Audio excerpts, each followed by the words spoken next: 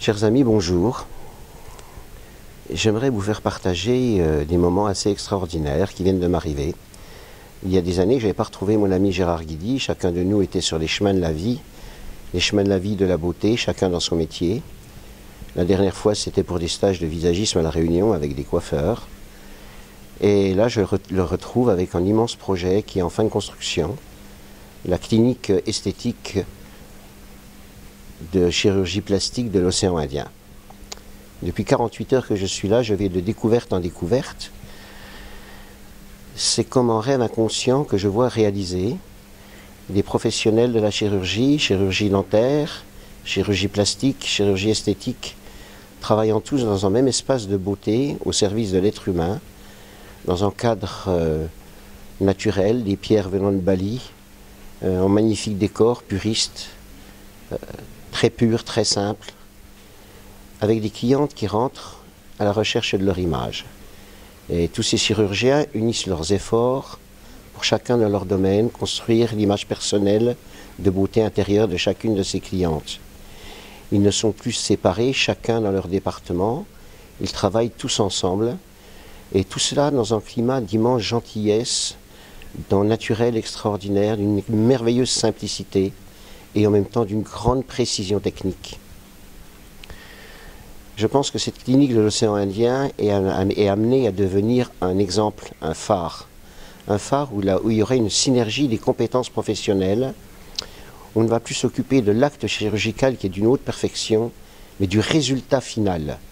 L'obsession de tous ces professionnels dans cette clinique de l'océan Indien, c'est le résultat final. Traduire chez une personne à un moment de leur vie l'image personnelle qu'elles aimeraient avoir ou donner aux autres et qui va leur permettre de véhiculer une image de beauté, de sérénité, de calme, comme ce Bouddha qui est derrière moi, ces pierres qui viennent de Bali et qui amènent l'équilibre dans la vie, l'équilibre intérieur et l'équilibre extérieur. Serait-il possible que la chirurgie esthétique ne soit plus le monde des fashion victimes? Je crois que ça devient réalisable ici à l'île Maurice. C'est un rêve que j'avais depuis des années. J'ai vu le monde du Brésil à la chirurgie plastique artificielle.